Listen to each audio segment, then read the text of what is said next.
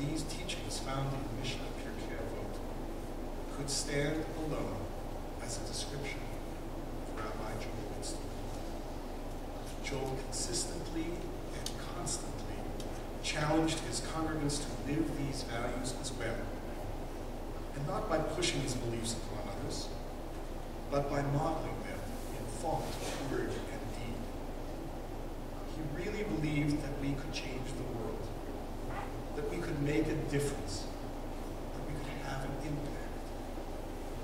If we choose rightly and often enough, he would remind us, broken fragments of our world will be restored to wholeness. The word rabbi means teacher. And in the congregation, as in the larger community, Joel was a teacher par excellence.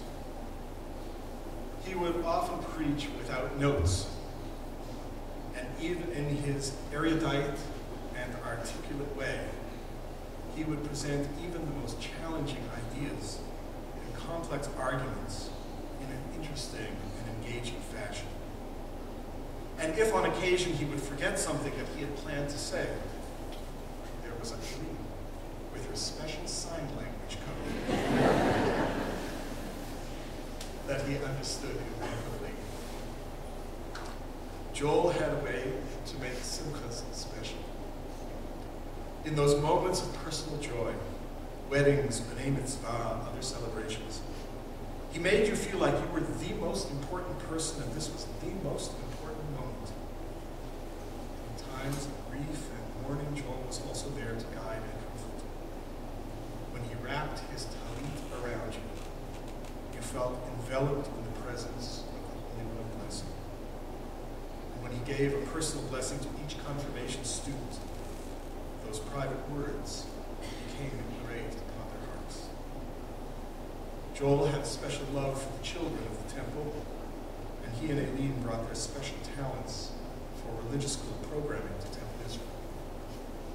Joel's Stump the Rabbi sessions, his Hanukkah magic tricks of Purim antics, endeared him to the children, and they were drawn to him as teacher, rabbi, and friend. Aseh lecha rav u'knei lecha chaver. Find yourself a rabbi and acquire a friend. Another teaching from Pirkei Avot. Another principle by which Joel lived, to the benefit not only of the children, but of all who called him rabbi. Joel's rabbinate was not confined to the temple, as evidenced by the attendance of so many here this afternoon. Joel's rabbinate reached out into the community and beyond. As the longest-standing rabbi in this community, Joel was really rabbi to the city of London.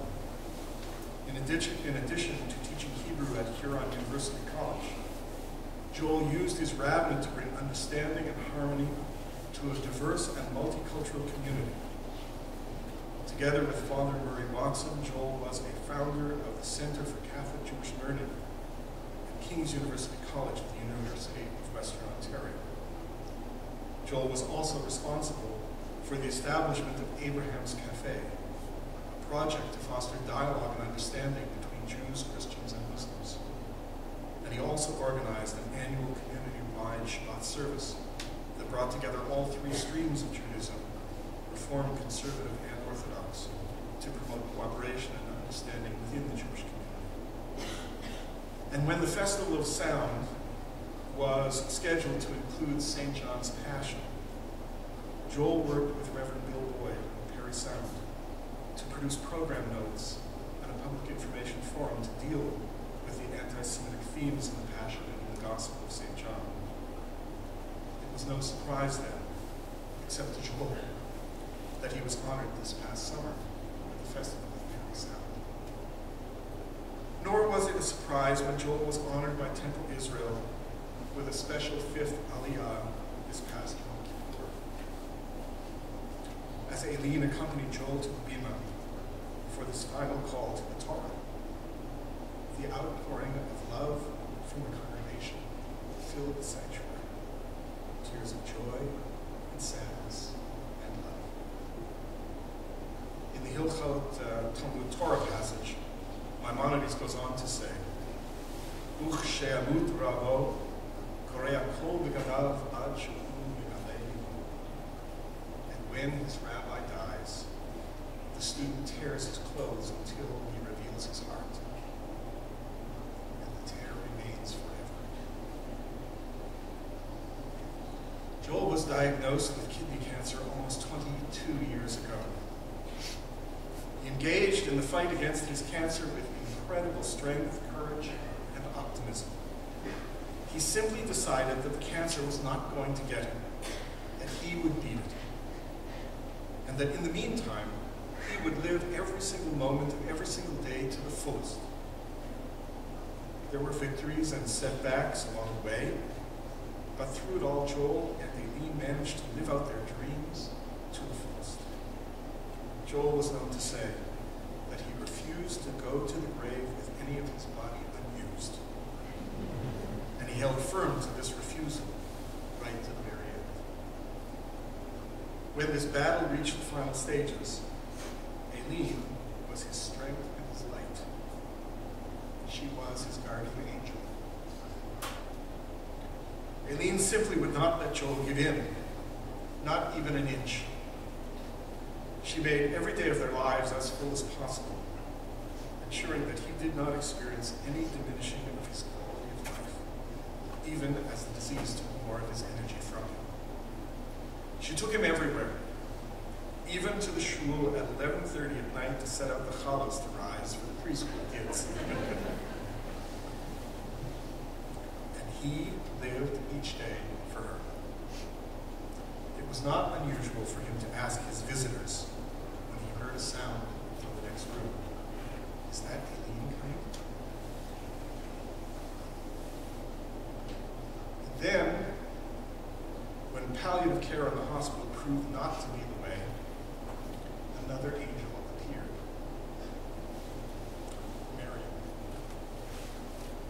Joel's daughter-in-law, Elon's wife. A nurse by training, Marion arrived from Baltimore and took up residence as Joel's full-time caregiver.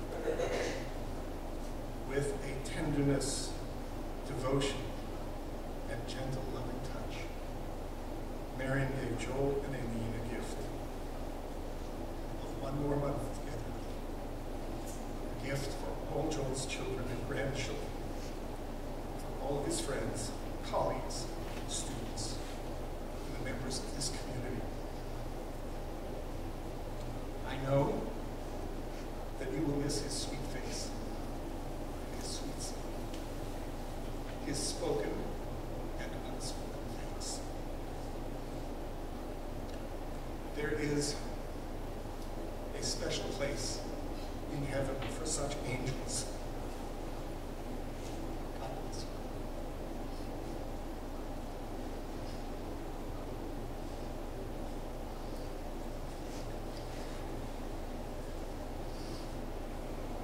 Joel had a lifelong love of music.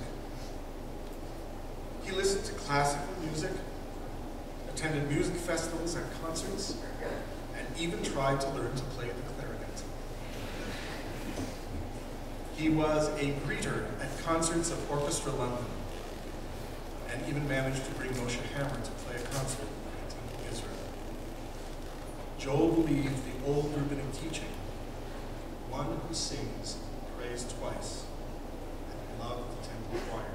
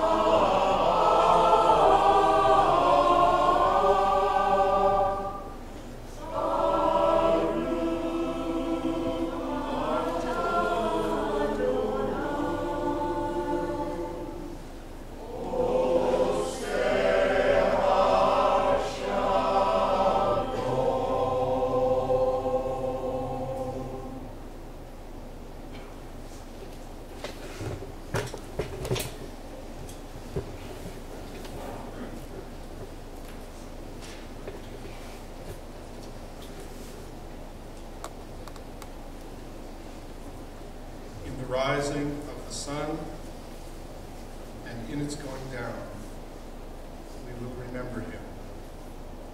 In the blowing of the wind and in the chill of winter, we will remember him. In the opening of buds and in the rebirth of spring, we will remember him. The rustling of leaves and the beauty of autumn, we will remember him. In the beginning of the year and when it ends, we will remember him. When we are weary and in need of strength, we will remember him. When we are lost and sick at heart, we will remember him. When we have joys we yearn to share, we will remember him. So long as we live, he too shall live, for he has now become part of us as we remember him. Joel Wittstein is survived by his beloved wife, Amy, his children, Eric and Jane, Iman and Marion, Eric and Adrian, and Jonathan and Sarah, his grandchildren, Benjamin, Joshua, Jacob, Zachary, and Rebecca, my extended family, so many dear friends, members of this holy congregation, this community. The interment will take place at Westwood Cemetery. Shiva will be observed through Thursday evening at the house that Joel built, Temple Israel, 605 Windermere Road. The family will welcome visitors at the temple at 7 p.m. with services beginning at 7:30. It was Joel's request that donations be directed to one of his two favorite charities, both in Perry Sound. First of these is a scholarship fund at Temple Israel, which he hoped would enable every child from the temple to attend Camp George for Reform Movement summer camp. Joel believed in Reform Jewish camping as the most powerful experience available to shape Jewish lives and strengthen Jewish identity. It was my privilege to be with Joel among the founders of Camp George and to be on the faculty of camp with him. The second is his beloved Festival of the Sound. Will you please rise?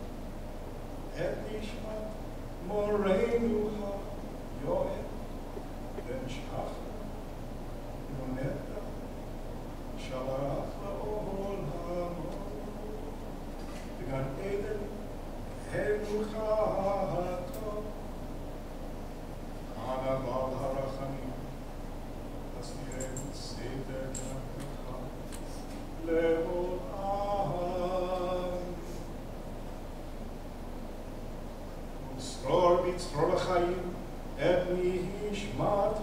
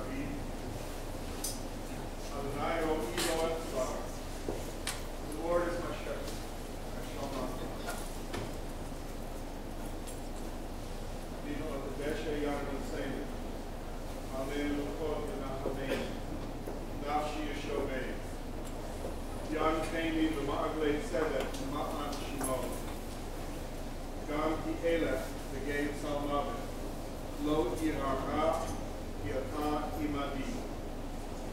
Shifcha Mishantecha, Ema Yinachamu, Baruch Adonai Shulchan Negay